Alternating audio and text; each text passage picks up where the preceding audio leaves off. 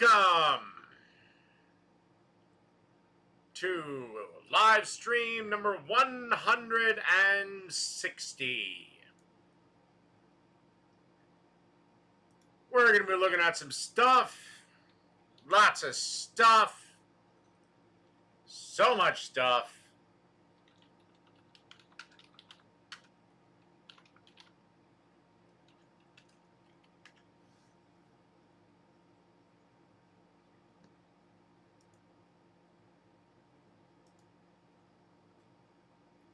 Oh no. Oh dear God, no.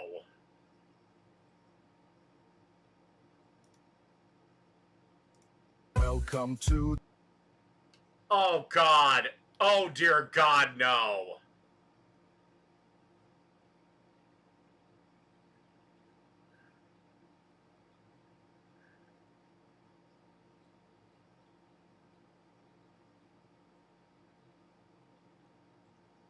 Oh my God, this is gonna be horrible. I will lose my fucking mind with that one. And you'll be here to see it. Because Lord knows all I like to do is just torture myself for you guys. But that's okay. That's okay.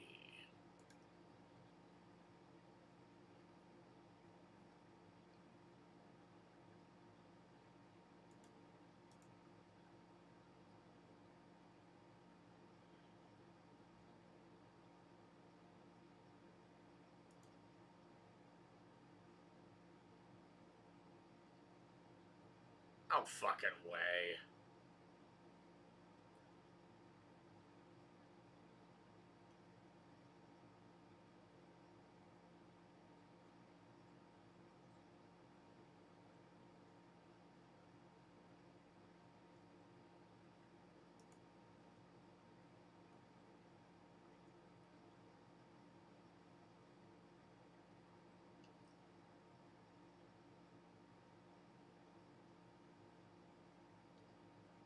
Yeah, whatever. There's no way. I think he got... Yeah, he's still very much alive.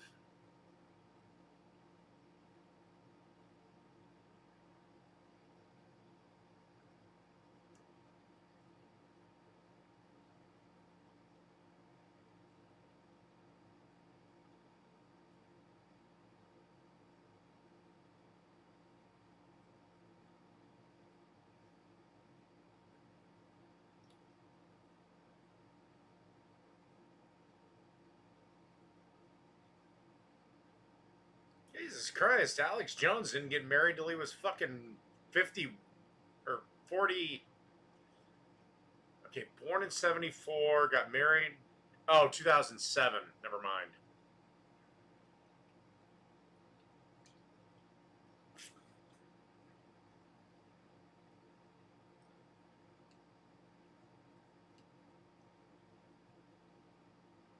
Ah, well, fuck it. Hello, Tony. All right, let's get into this. Quick, cheap barbecue sandwich. What is going on, everybody? Welcome back to Chud's Barbecue. My name is Bradley Robinson, and today I'm going to show you how I made this. Beautiful, delicious. Well, I don't know. The only reason I checked on Alex Jones was your boy, Corn Cob, got brought into this video that apparently said Alex was dead. He's not. Still very much alive. Smoky, beefy. He might be broke, but he's alive. Quick, amazing. Hello, Quick and easy Did-Yous. chopped beef sandwich. That's right, folks. We're taking a chuck roast, cooking it in 2.5 hours for some super tender, succulent beef, stacking it on a homemade bun with some freshly made pickles, pickled jalapenos, and a super beefy barbecue sauce. Coming up. Lindsey Graham died, and fucking Sam Neill died. God damn it. Although, believe it or not, my favorite Sam Neill movie is not Jurassic Park. It's actually In the Mouth of Madness. If you've never seen it, I highly recommend watching it. For us. Oh, god damn it. Fucking piece of shit. From Pro Plan Fuck. to lifelong friend. Fuel for life. Sometimes I just want what I want right now, you know? Stop being a fucking crybaby! What is going on, everybody? Welcome back to Chud's Barbecue. My name is Bradley Robinson, and today I'm going to show you how I made this. Beautiful, delicious, smoky, beefy, quick, amazing, quick and easy chopped beef sandwich. That's right, folks, we're taking a chuck. In the Mouth of Madness, Jurassic Park 3, Daybreakers. Actually, those are the only ones I can think of off the top of my head. I know I've seen them in more. Chuck roast, cooking it in 2.5 hours for some super tender, succulent beef. Oh, Hunt for Red October. Which is weird. He had an Australian accent, yet he's playing a Russian guy. But then again, the lead in the movie, Sean Connery, was a guy that had a Scottish accent playing a Russian guy. Bun with some freshly made pickles, pickled jalapenos, oh yeah, and a Event super beefy Horizon barbecue sauce. Coming up.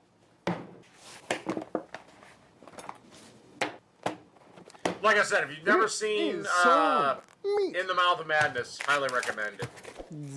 Patty Jai. And what I've got here is an absolutely beautiful looking chuck roast. Picked this up at my local HEB. It is USDA Prime. It should work out perfectly for what we're doing today. Because the whole premise of this video was that I was just craving a good chopped beef sandwich, because anytime summer rolls around, I find myself craving a good old-fashioned chopped beef barbecue sandwich. So I wanted to do a cook that wouldn't break the bank and was a little bit quicker and easier than cooking a whole brisket. Granted, I wrote the script for this before I shot the 6-hour brisket video that I put out a couple weeks back. And also when I went to HEB last night, it would appear that chuck is still more expensive than brisket. The prime briskets were selling for $6 a pound, where the chuck was selling for $7 a pound, but all in all... Yeah, I'd love to know why the fuck beef is so goddamn expensive.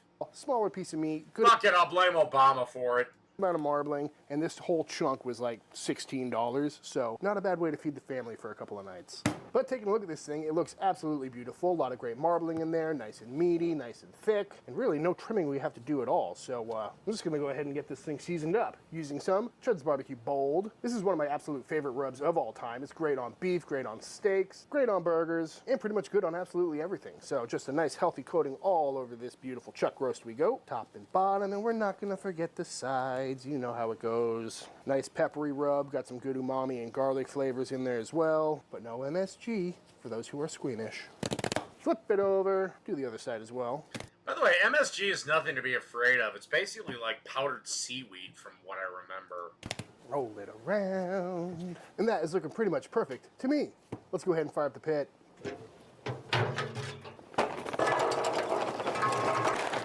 I don't know if you should use plum charcoal for this, but whatever, it's his fault. And on the pit we go. Got the old Chud box here fired up to about 300 degrees. And down we go with this chuck roast. And really at this point we're just trying to develop some color, some good crust, some good bark, and some good smoky flavor. Also gonna go ahead and throw down some chunks of post oak for a little extra smoky flavor. That way we get the best of both worlds with post oak flavor as well as... Ah, yes, the eternal TDS sufferer who would tie a plastic bag around their head if Trump said, "I love oxygen, big, beautiful oxygen." Is that direct heat cooking? And really, I'm not necessarily trying to do any cooking at this stage, just develop some good crust and some good flavor. So we're gonna let this rock for maybe an hour, maybe two, we'll see. And while that meat cooks away, let's go ahead and make some buns. Starting by going into the mixer with our yeast, our eggs, and our milk, followed by our sugar, and give that a quick little mix, and then in with our bread flour and some dough conditioner, and let that come together. And once that's come together into a shaggy dough ball, in we go with our salt and our softened butter. And we're gonna let this knead for about 6 minutes. And once we've got a smooth topped ball pulling cleanly away from the sides of the bowl, into a greased up bowl we go. I'm gonna cover this up and let this rise for the next hour or so. And once our dough has doubled in size, out it comes. Boop, punch all the air out. And now we're gonna start portioning this out into some 95-gram dough balls. Then we're gonna grab a dough ball and tuck all the seams to the underside, pinching This is something that I wouldn't do. everything shut on the bottom, and give it the old table roll for a nice smooth topped ball. And once all rolled out, I'm gonna go ahead and flatten these down just a little bit. Now we're gonna cover these back up with plastic and let them rise. I highly doubt the president has the power to dictate the price of beef. Believe it or not, one of the great myths is the president gets blamed for everybody's problems, yet whoever you elect to the local city council or mayor, way more influence on your day-to-day life. For another 45 minutes until nice and poofy. And once risen again and looking nice and poofy, we're gonna brush these down with a beaten egg and a splash of water, and then into a 375-degree oven these go for about 20 minutes. And I don't buy great value buns. after 17 minutes on the dot, these buns are looking absolutely beautiful. Loving the color on there, looking nice and fluffy and nice and golden brown. So now I'm gonna let these cool down. When your perfect dog needs nutrition. We generally don't import beef in America. We have enough cows to make it ourselves. For his 5 key systems, try Purina One Whole Body Support. Aww, Beagle. Check this out. I'm going to show you how I afforded this car. Okay, you ready? All right, $118 for car insurance. That's how much I was paying, okay? I picked... This video is brought to you by Poncho, the maker of these fine shirts that I've been wearing both while cooking barbecue here in the backyard and traveling around the world, because I'm genuinely a big fan of these shirts. They're super comfy, they're lightweight, they're breathable, and they look great too. And they're just perfect for every occasion. You know, they're fancy enough for a nice dinner date, but still comfortable enough to wear for a good backyard cook session. And they come in several different styles. This is the original with the magnetic pockets, the buttons, nice little zip-up side pocket here for your phone, the collar snap, for when I need to look a little extra buttoned up. And they got the built-in lens cloth on the bottom, which comes in very handy. Then there's the Western, which is the same shirt, but with... I wouldn't say you're triggered, cutie. I just say you're stupid. pearl snaps, which I quite like. And then you got the ultralight, which is a simplified version of the shirt with a single chest pocket, making it even more lightweight and absolutely perfect for these hot summer nights. Still got the lens cloth though. And of course, they've also got t-shirts and denims and flannels and polos and all sorts of great shirts that all look great, fit great, and are just all around fantastic shirts. I'm a big fan of these poncho shirts, and especially when... Wagyu, from what I've heard, is just the way in which the cow is raised, not the goddamn area and where it comes from.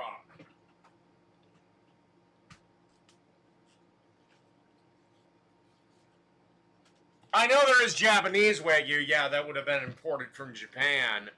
But as far as I know, it's just the style in which the cow is raised that makes it that. Traveling, they're so lightweight that you can pack a bunch of them into your bag without weighing it down. And like I mentioned, they're great for pretty much every occasion. So if you want to pick up some poncho shirts for yourself, click my link in the description box of this video or scan the QR code on screen now, taking you to ponchooutdoors.com, where using my link you can enter your email and get $10 off your first purchase. Again, that's ponchooutdoors.com, where using my link you can enter your email and get $10 off your first. And by the way, those Wagyu cows live better lives than most humans.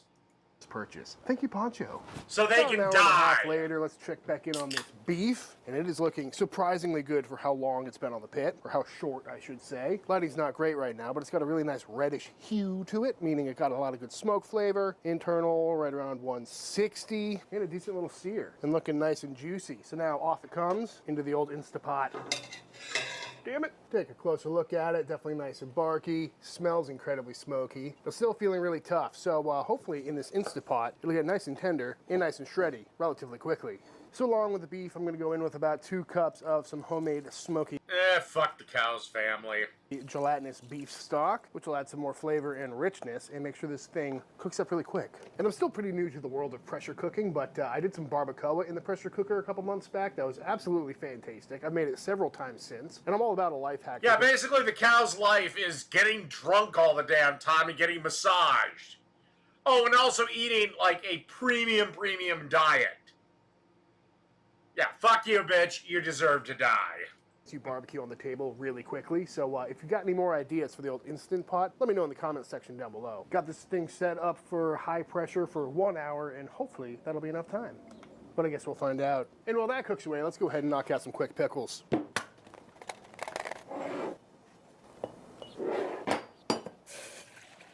So in this jar, I've got some cucumbers, some dill, and some garlic. In here, we've got some vinegar and some water, to which we're gonna add some kosher salt and some white sugar. And once up to a ripping boil, in we go. Oh, you know what? Could have been worse. And our lid goes on, let these cool down and cook in that hot brine, and our pickles are done. As for our pickled jalapenos, we're gonna start again with some water and some vinegar, kosher salt, a little bit of sugar, and then we're gonna add in some turmeric, some black peppercorns, and some garlic that I forgot to put in the bottom of the jar. And once that's ripping hot, same deal. Clean that up quickly so we don't stain the board. Beautiful, very easy pickles and... Yeah. I would love to know where this fucking heat source is. Swear to God, I want to break into this guy's house just to figure out how this fucking works. Not to steal anything, not to do any harm. Just how does this fucking work? Jalapenos. And after 1 hour of active cook time, this cooker is done and this beef is looking tender. Yeah, except I have literally shown this board doesn't change. There is no part that he pulls out and it's gas underneath. And smelling very beefy. So let's see if we can get this thing out of here. Ooh, there's one nice big chunk of it. Oh, it's about to fall apart. Yeah, that's tender. See if we can get the main part out. Nope, breaking up on me. Well, good to know. All you need is an hour in the crock pot. Beautiful. Still got some nice Well, actually, that's not a crock pot. That's a pressure cooker, but... bark on there, incredibly tender and still feeling pretty hot. So I'm gonna wrap this up and park it in a warmer to cool down and carry over for a little bit because we need to make ourselves a quick barbecue sauce. Hands would rather not get messy. They feed, they bathe, they play catch. That's why we made a baby wipe big enough to help protect them. I've reviewed tech for over 15 years, and this might be the smartest wallet I've ever used. So this is what most wallets still look like. Thick, overstuffed, bulky. This holds up to 12 cards. It's RFID blocking, it's made from aerospace grade plates, and it's designed for a front pocket. It's just engineered better. Remember that card that I pinged earlier? That's their Find My card, which you can track anywhere. In its conduction, where the fuck's the power source? You can't generate heat without either A, electricity, or B, a goddamn flame. If I lose my wallet out here, I'll just ping it.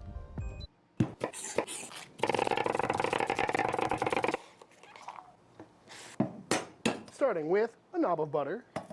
And once nicely melted, and we go with 1 small yellow onion.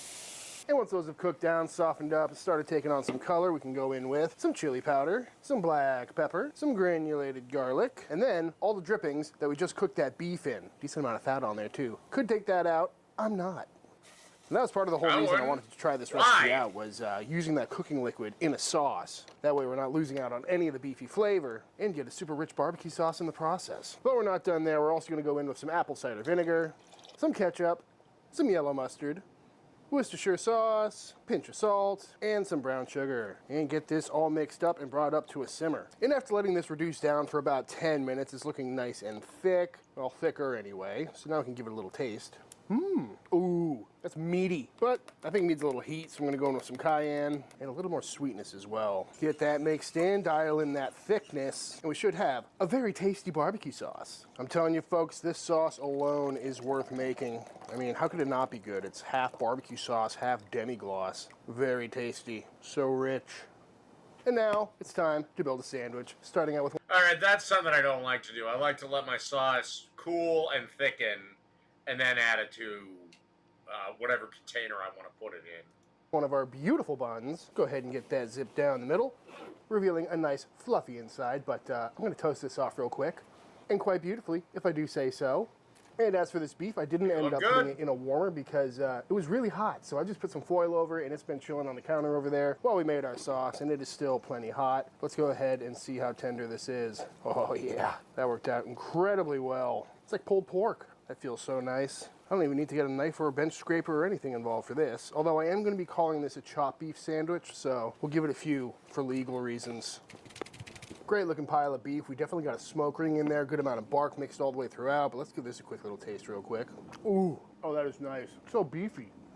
That's honestly perfectly seasoned. Nothing I need to do, except maybe add some sauce. By the way, if you do make this sauce, just know you're gonna have to serve it warm because it was made with gelatinous beef stock, which was, you know, Jell-O at fridge temp. And then we cooked more meat in it, essentially making it super beef. So this sauce is gonna turn into a hockey puck in the fridge, but that just means it's super shiny, full of gelatin, and full of flavor. And it looks incredible. I do love these old school style, kind of thinner barbecue. That's why I'd probably have skimmed off the fat, because...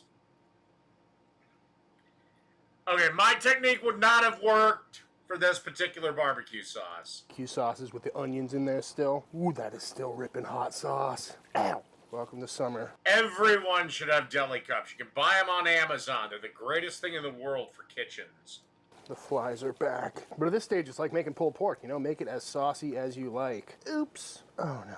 What a beautiful sight. But to assemble, God, that bun almost looks fake. I'm gonna go down with a little bit more sauce on these buns, just for good measure. Go deep, get some onions on there. Ah, damn it. Haven't done this in a while. I'm gonna be right back. Gotta go pee.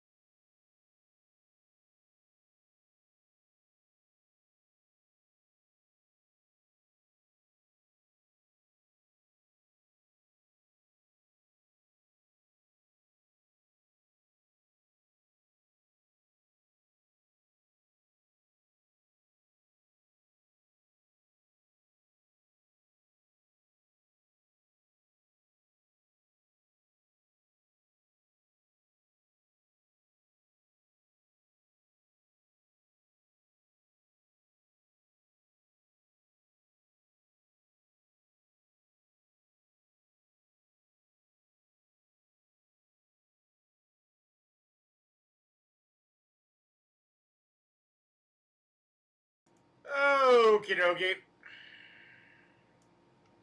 Do the top bun as well, followed by a big, beautiful mound of our smoky, chopped / pulled beef. And then to finish it off, we'll go down with a couple of pickles, freshly made, as well as our pickled jalapenos. It's been 20 minutes. We top it all off. I'm in high school and I had absolutely no idea what I want to do for my career. And that's what I would have said if I never used futures. It's magnificent. You know, I've made a lot of sandwiches on this channel, but few look nearly as magnificent as this one, especially with the beautiful barbecue sauce, the homemade pickles, the homemade bread, and all this beautiful beef. But let's see how it came out. Now, I did make this sandwich absolutely gigantic, so I'm going to cut it in half real quick. Oh my god, it's been 20 minutes since I started the stream, not my last piss break. For quite a lovely cross-section. Jesus. Ooh, oh yeah, that's a keeper. I mean, what's not to like there, folks? So meaty, so beefy, so tender, and honestly quite complex. The pickled jalapeno gives it a nice little kick. That sauce is sweet, kind of tomatoey. It brings a whole other element of beefiness. You know, that's kind of the thing with cooking in a crock pot or a slow cooker is that's how you make... You know, I used to install ad blockers on here, but literally every single one of them made, YouTube identifies instantly and says no. Stock, so you're inevitably going to lose some beefy flavor to the water or whatever liquid you're cooking in. So by being able to incorporate it back in, it just makes it that much better. There's something to be said about a classic chopped beef sandwich, and this one does not disappoint. Homemade bread, homemade pickles, that is just... Alright, let's skip ahead. Who the fuck is this bitch? Brooke, yeah. Would you like to try my chopped beef sandwich? I would. I haven't had one in a long time. That's what I was thinking, you know? It's a classic... So is that like his girl, his sister, his... What the fuck is that? Barbecue sandwich, but... How perfect that... Because it's a little unusual for the chick to have tattoos, but her boyfriend, husband, whatever... doesn't. Bun. It's a good looking bun. That glisten. I mean, I don't know. Maybe he like passes out if he gets pierced by a needle. And that shine. Mm-hmm. Good friend of mine, she passed out. She passed out when she got her fucking ears pierced. I had to catch her before she fell down. And she was talking about a goddamn tattoo. I'm like, you're gonna pass out in the chair and they're gonna stop. Your tattoo's gonna be one little dot.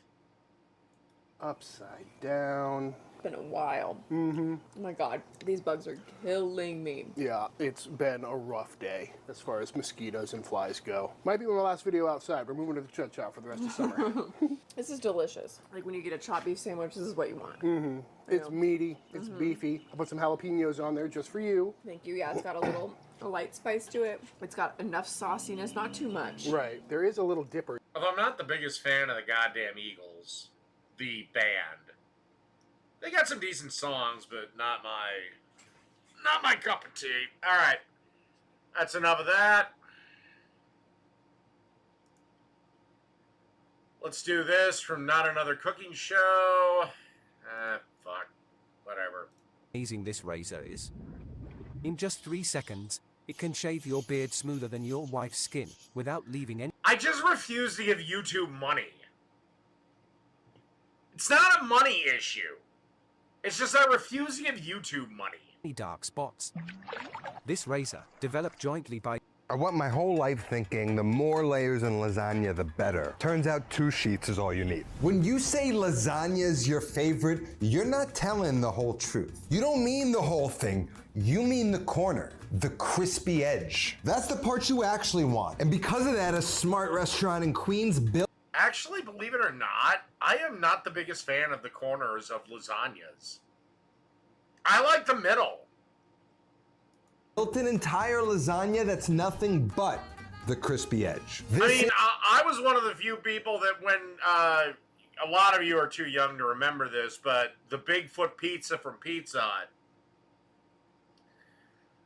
I always liked the middle of the pizza, because all you had this slice that was nothing but pizza. No crust, no nothing, just fucking pizza. Is the Rolo's 2-sheet lasagna. Now this lasagna has everything a traditional lasagna from Bologna would have. The only difference is it's made with 2 sheets, made fresh to order and in a wood-fired oven. And lucky for us, we got the best wood-fired oven on the market, thanks to our sponsor today, Gauzy. Now we have some prep to do. All right, let's just see how much money this thing cost. Gauzy pizza oven. Let's see here. All right, we'll just go to Gauzy.com. And $2,700, $2,800. The cheapest one is $400.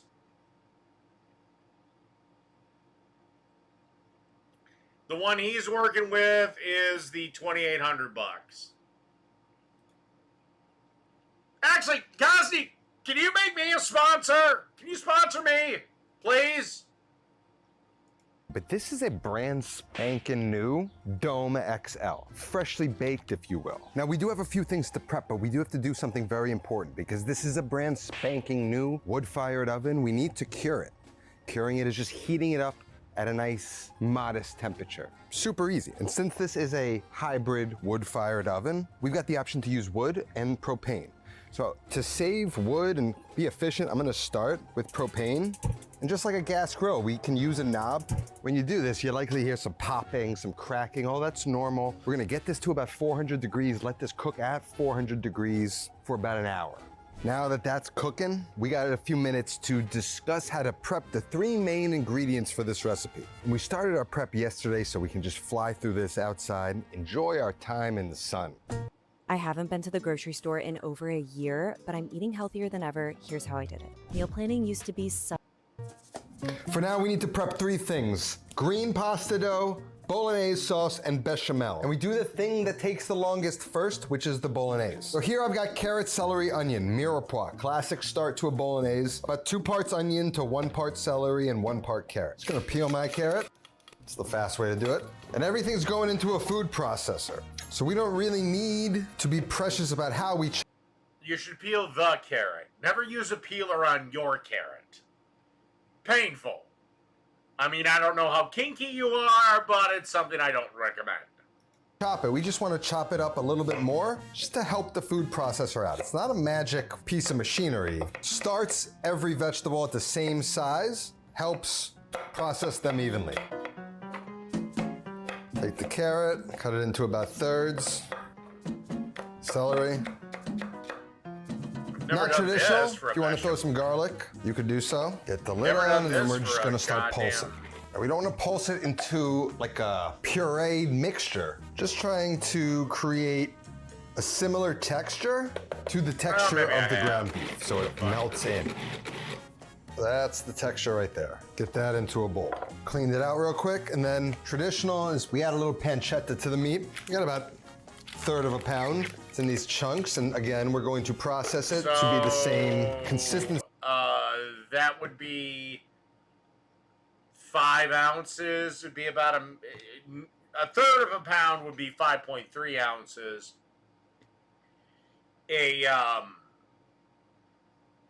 So this would be a 5 ounce, because I don't think they sell a goddamn thing in 5.3 ounces.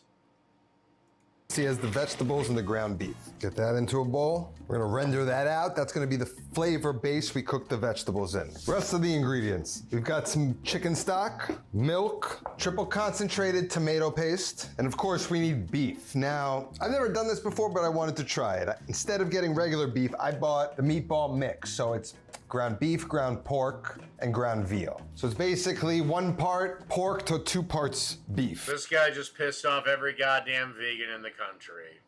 Veal really pisses him off. I want to see if we get some nice flavor, some depths, a little bit of a nuanced difference than just using beef. And then we need some wine. You could do red wine, of course, is traditional, but right now I have a bottle of white wine open. We're ready to get going. Yeah, always use your open wine first, because wine doesn't last long once that fucker's open.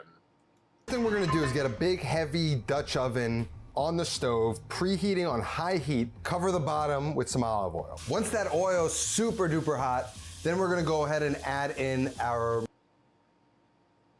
You know, one thing I love about Jake's disciples is they think that little stupid comments in the comment section does anything.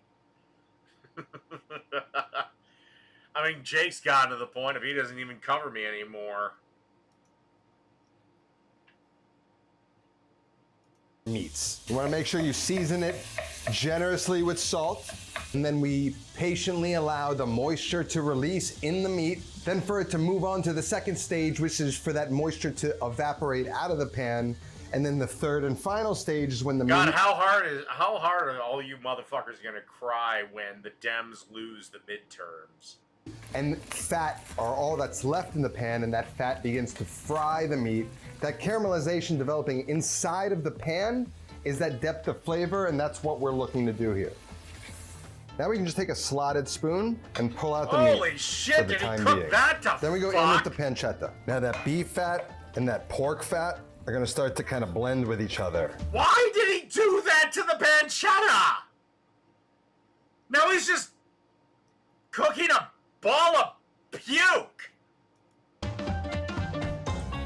It's getting browned. Now we can add in our vegetables. The next phase is to repeat the same process as we did with the meat with the vegetables. Now we're starting to see some browning in the pan again. Oh my no God. moisture left in the vegetables. I would never do this recipe. This sucks. Now we can add the beef back in. Mix it into the vegetables, get it all happy together. And you see how the vegetables sort of blend into the meat? That's the idea.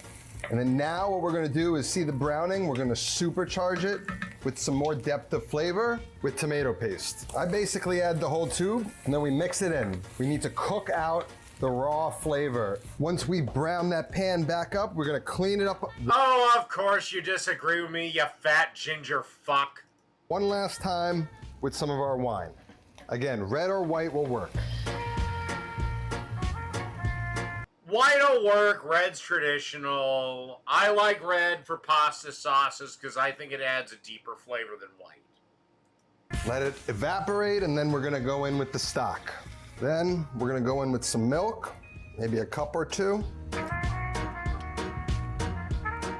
If you are drinking even one of these every day, good luck, because these are super powerful. Basically, then we're just gonna bring it up to a boil, drop it down to the Give me the power too sweet to be sour! simmer, move it off to the side burner, and just simmer it on super low for hours. Probably 3-4 hours, but the longer the better.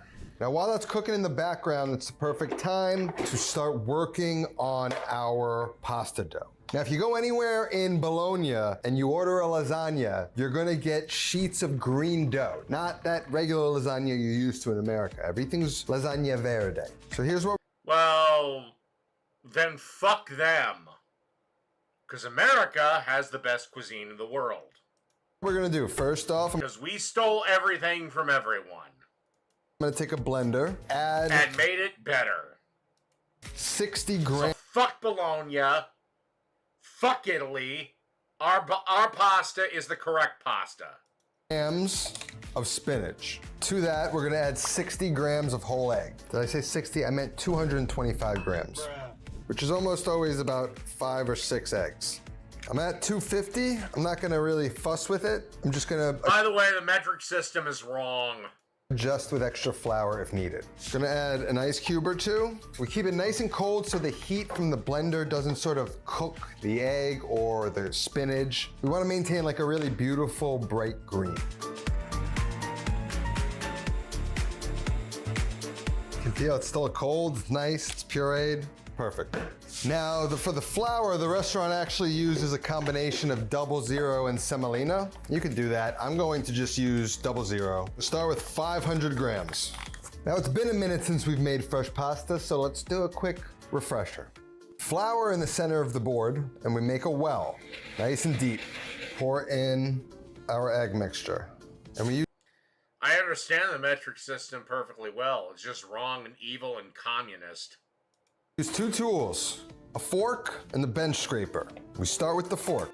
Slowly start to pull in flour from the sides. Slowly start hydrating the flour. I mean, I know Thomas Jefferson wanted us to adopt it, but he was a slave owner, so I guess fuck him. With our egg mixture. We're gonna slowly pull from the wall while whisking until you kind of get to And all.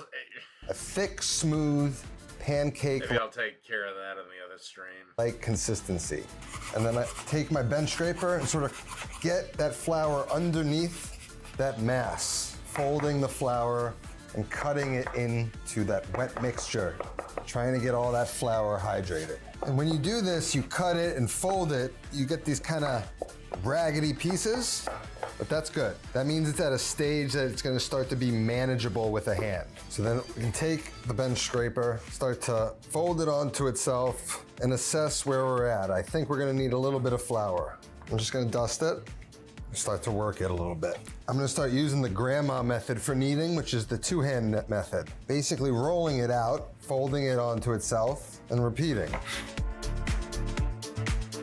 Scrape all the flour and all the bits into the center, and then we're gonna just start to knead it. Now it's coming together. It's easy to knead, which is what I'm looking for.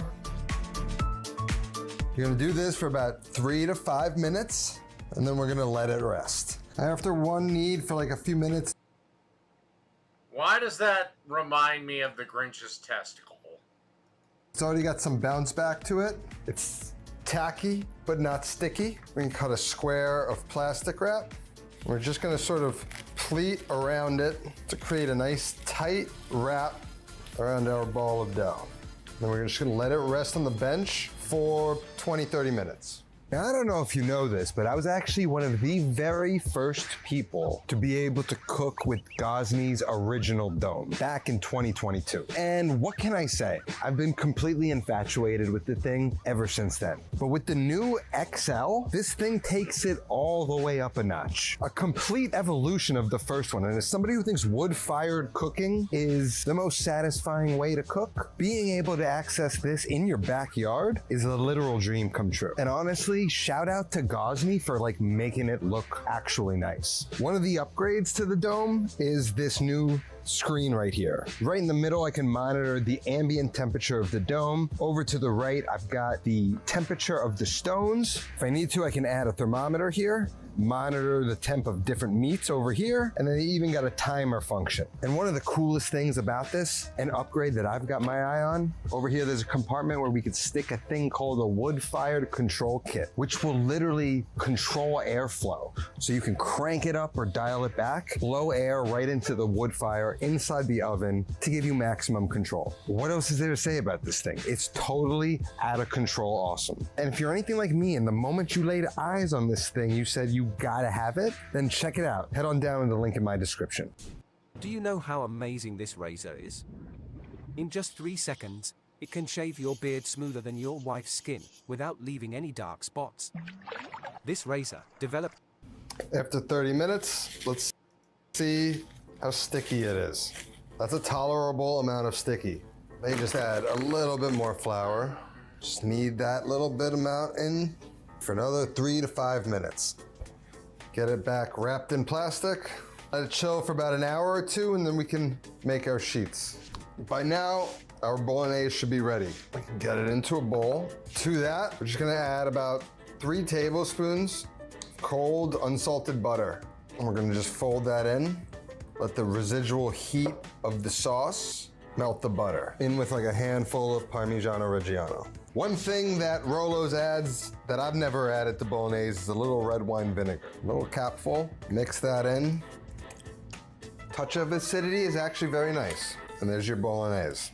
Next up, the bechamel, which is milk, nutmeg, and a roux made with flour and butter. We're gonna add 3 cups of milk, and to thicken 3 cups of milk, I follow a 1-1-1 rule. 1 tablespoon fat, 1 tablespoon starch to every 1 cup of liquid. Got a small pot on the stove. We're gonna add in our butter and allow it to melt. Once the butter's melted, we go ahead and add in the flour. And we want to whisk that flour in, cook it for about 30 seconds while stirring, just to cook the rawness out of the flour. The lighter the roux, the more it'll thicken a sauce. Now we can start to slowly stream in the milk. Slow in the beginning, make sure there's no lumps or anything. Then you can start to gradually add more once the roux is sort of set. And we want to now bring it up to a boil to see where the thickening power is. See how it's thickened on the spoon? I'm just gonna lower the heat a little bit. Last step is to grate in just a touch of nutmeg. A little warmth goes a long way. Let's give it a little taste for salt. Needs some. That's ready to go. Get it off the heat. Where the fuck's the pepper? Oh, God, so many YouTube channels are allergic to pepper. Now that's the right consistency. The right amount should be 2 cups rather than 3. Now we want to just run that through a strainer. So now we're ready to deal with our dough. Cut about 1/4 of the dough. Shape it into like a rectangle. We're just gonna even it out, create a nice shape to it. Then with a little flour down, because it's definitely wet, I can feel it. We're gonna need some. Then we're gonna start at 0, the widest opening. Dust it in that flour. Go through 1, then 2, and we're going to 3. Why do you have onions then on to your 4. couch? Now we're gonna be baking them in these 9x6 sheet trays, these little guys. So I wanna make sure we're at least 6 inches wide. It's actually at 5. So what I wanna do, cut them in half, and then I'm just gonna roll it out a little wider. Then we're gonna measure 9 inches. You could still do it with these shorter ones, or you can save them for matayati or some other occasion. First, we gotta season that water generously with salt. Then we're gonna drop 1 or 2 of the lasagna sheets into the boiling water for no more than 30 seconds each. Yeah, fresh pasta dough cooks instantly. Then I'm gonna carefully fish them out, lay them flat on the towel to dry, and then we're gonna oil up each layer of the parchment paper, place the sheets on the parchment, and stack them, and that's how we're gonna store them overnight. The oil is just so nothing sticks. Our bechamel has cooled and loaded into a piping bag. I learned recently if you got enough space here, you just cut down the middle, and then you go, and you tie it up. That'll go in the fridge and fully set. And here we have the pasta sheets prepped and ready to go. It's been about an hour, so... Or you could just use a Ziploc bag. Pretty confident in the temp that it's at. Burned off all of that factory stuff. I'm just gonna let it cool down for a minute. Chill. After it chills for about 30 minutes, then we're gonna crank the heat back up, then get it to our cooking temperature of 750 degrees.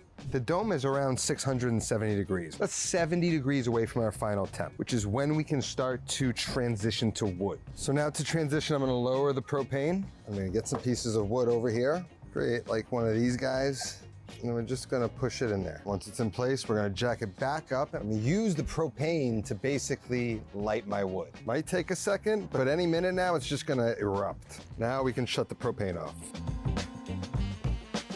Now, since it's lit, we can start to build. We can add a couple more off to the side. And our goal now is simply to achieve around 750 degrees, now though, powered by wood. So it's at 900, we're gonna let it cool down. Then if we need more flame for that wood fire, we're gonna add a little bit more wood then. Now we can prepare our lasagna. Now we're gonna take one sheet and place it on the board. This is why I hate cooking with wood, or cooking over wood. We're gonna take our bechamel in the piping bag and we're gonna pipe it to fill up the center of the sheet, leaving about a couple-inch border around the edges. All of the contents will spread out as it cooks. On top of the bechamel, we're gonna just spoon some of the bolognese right on top to cover it. And on top, a generous sprinkle of Parmigiano Reggiano. Place a second pasta sheet on top, and then you kind of just wanna scrunch it up. So you get these like peaks and valleys that kind of have different textures when they cook. Now our sheet tray should be thoroughly preheated and hot. We can take it out of the oven. We just want to spread a light coating of oil along the entire surface of the pan and then transfer our lasagna right on top. Again, give it one more scrunch just to give it a little bit more rugged texture, and then just a little drizzle of extra virgin olive oil. Sprinkle a little bit more Parmigiano Reggiano before we transfer it into the wood-fired oven. Now this is gonna cook at about 750 degrees for about 2 minutes. And our goal is to just, much like a regular pizza, is keep this rotating, moving around, making sure one side doesn't spend too much time too close to the fire before rotating it to get a nice even char. We're looking for the pasta sheets to crisp up, get a bit of spotty char around the surface. We can pull that out of the oven, and then we're gonna transfer it onto a plate. I'm gonna hit it with a little touch more nutmeg right on top, a little extra virgin olive oil, another sprinkle of fresh Parmesan, and finally a little flaky sea salt. I think we can dig in. You know, I went my whole life thinking the more layers in lasagna, the better. I generally agree with that, but I don't know, maybe at some point I'll give this a try of just 2 lasagna sheets. I'm not gonna make it out of fucking spinach and all that green bullshit. But maybe I'll try the 2-layer lasagna. Alright, next. Where the hell is my Cacio Pepe?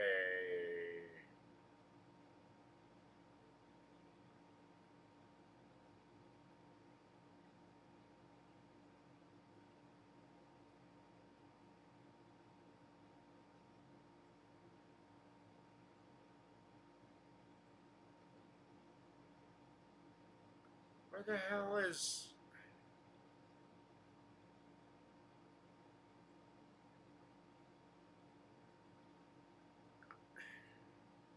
Oh, there we are. Yeah, it's the same guy. My life savings that if I told you that you could make one of the best pizzas in the world with nothing more than a pizza dough, pecorino cheese, and ice, you'd say, "F you, Steve, get the f out of here, you lying."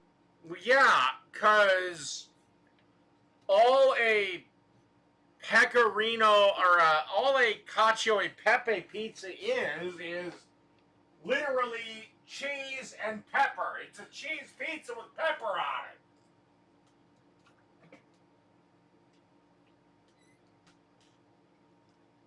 I mean, that's it.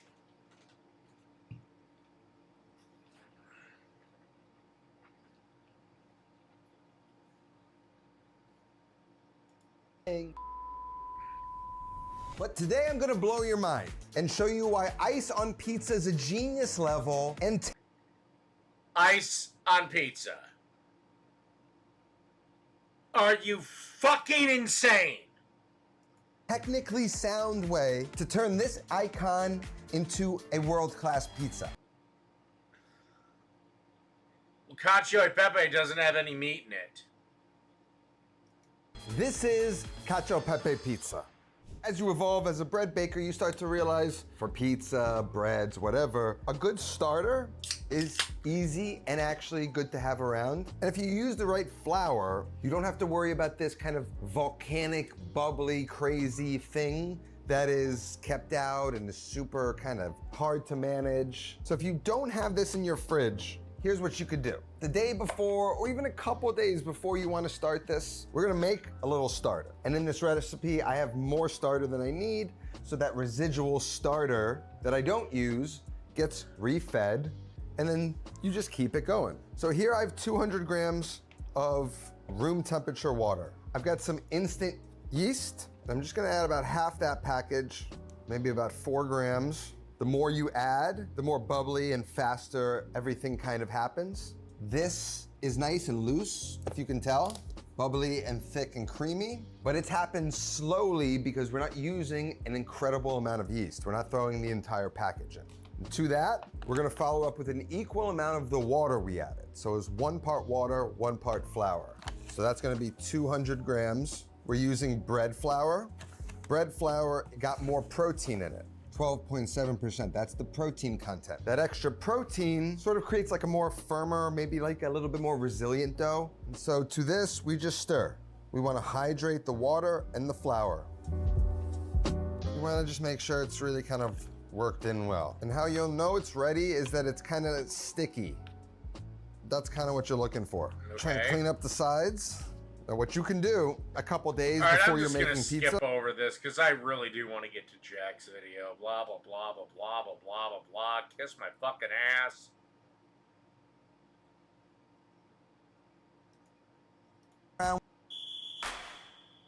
Ready? Here we go. Okay, first day, PV and J. Drop off, Kristoff, lunchbox, mom rocks, math test, recess, new friend fun.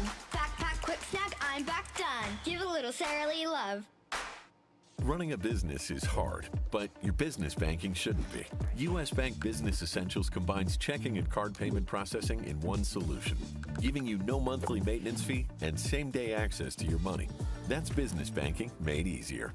With ice on pizza during some downtime before the event. Now he's a man of few words, so as I watched, it all began to click to me. Blah, blah, rolled a blah, bit blah, smaller blah. to emphasize Right. the dough. Looks beautiful. That smells like beautiful New York pizza dough mixed with a little margarita. Fuck New York pizza. Stevie's new pizza dough. I'm telling you, this thing's money. I got a scraper. Put a little flour on the scraper, put a little flour on the board. So I'm gonna take the scraper, put a little flour kind of around the edges, and then scrape the dough under, get it onto the board. Now you see this? This is the bottom of the dough, which is actually going to be the top of the dough. That imperfection is perfect to create the base on, while that nice smooth side can create a nice crust below. We're gonna flip it, get both sides coated, and then we're gonna begin to sort of set the cornichon. So I'm gonna press in strongly. I got it on Amazon. Our oven's preheated.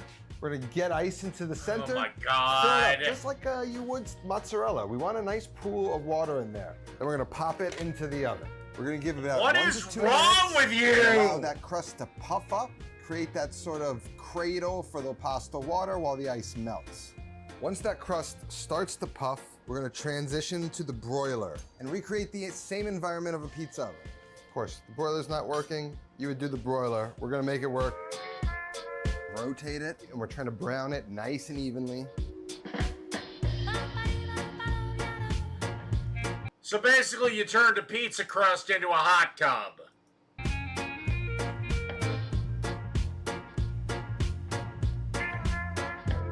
It's a little bit of evaporation that happened. So I want to make sure I have enough pasta water in there, just like I would with the Cacio e Pepe, to form the cream. Otherwise, it's just kind of a bunch of grated cheese on top. Cheese mix. Making the cream. Keep going. So we're gonna create kind of like a creamy bottom. You really want a good amount on there. Fresh cracked black pepper, and you've got Cacio e Pepe pizza. Transform it to Grisha, a little bit of that guanciale fat. Top with the crispy guanciale. Cacio e Pepe doesn't have guanciale in it, but whatever, you do you. You see that cream in there? The little dusting on top. Your crust looks soggy. Just like you would pasta. Just not for nothing. Your crust was soggy as shit. All right. Next up is Cooking with Jack, and this is impossible. Sushi bake. Sushi is a dish of, except for the rice, everything is fucking raw. You can't bake sushi. It is no longer sushi. The kitchen, get ready, let's go. It's Cooking with Jack, put on a tasty show. Hey guys, Jack Scalfani here. It's Seafood Month. You've seen us, Jack on the Go Seafood. We did seafood salad last week. Today we're gonna do something that, if you like sushi, you're gonna like this. So, you are aware there is sushi grade chicken. Okay? It all depends on how the animal was raised, if you can eat it raw or not. the kids, Jack. Eel I don't know about, but there is sushi grade chicken. Junior and Brianna. And most of the time when they say crab and sushi, it's imitation crab. Love sushi. They go to All You Can Eat Sushi, the Sushi Train, Seafood Kingdom. They love. In fact, they go to Kroger on, is it Wednesday? I don't remember. But one of the days, seafood's like $6. So they go and buy a whole bunch. It's really cool. They love it. So this is Brianna's recipe. So it's awful, it's on her. No, just kidding. It's gonna be great. Come on in, I'll show you what it takes. All right, guys, so I didn't know you could buy sticky rice. It's already made. I know you can make it. I just don't know how yet. I'd have to study it. But they have containers. I got a whole Apparently the eel is actually cooked, but that's about it. Imitation crab, but that isn't crab.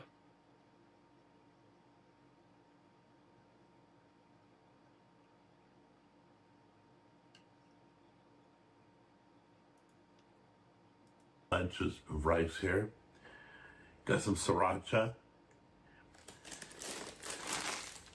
I think this is a Koopy mayo. It's a Japanese mayo.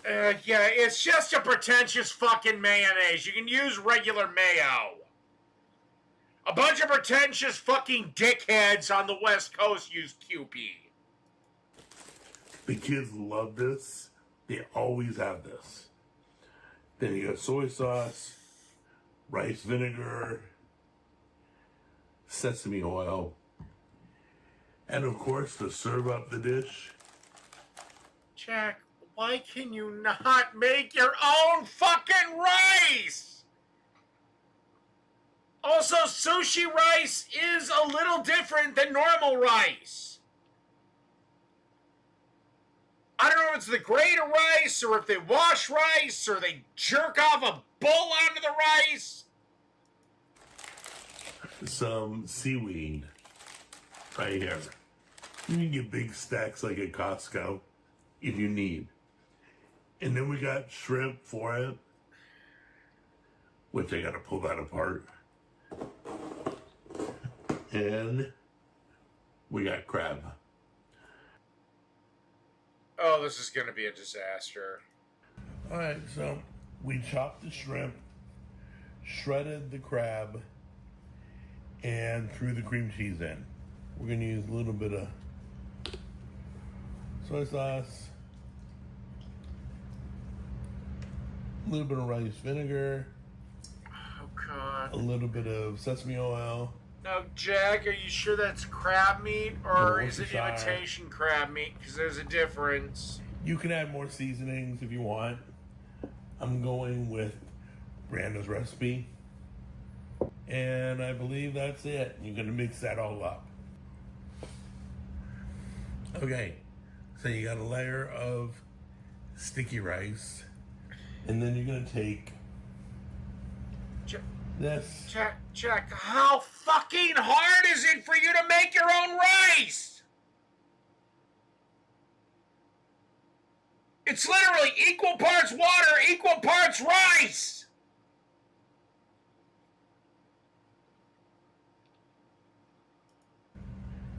Whoops. You don't want the juice. You left some juice, so I'm gonna.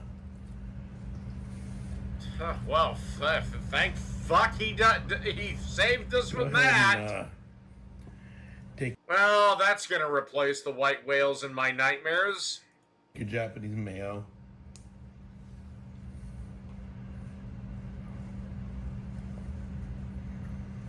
However you want to do it, zigzags, whatever. If you don't like spicy, don't use sriracha. If you do like spicy, have fun. I like a little spicy. So I'm probably, let's see.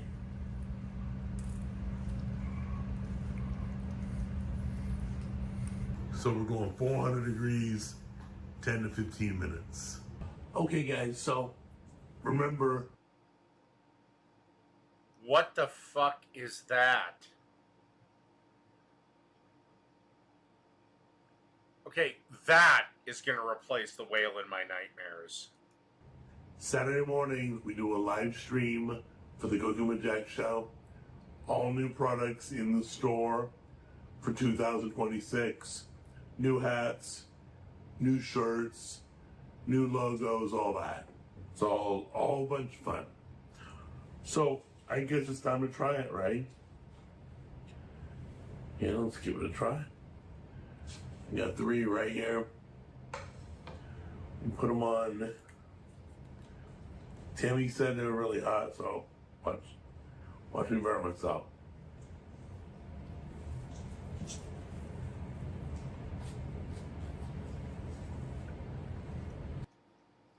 Isn't sushi traditionally served at room temperature, not hot?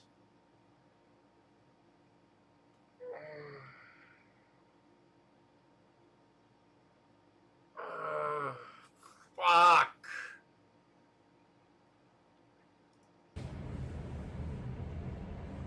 It tastes exactly like sushi. Like I don't know where the fuck you're getting your sushi from, but no. Just looking at that. Yeah, I love a big glob of mayo with my fucking sushi. What is wrong with you? I could make this easy all the time. Really good. Seaweed is really good. Oh my gosh. It all came together great. No! No, it didn't! Not in any of these stretch, not in anyone's imagination!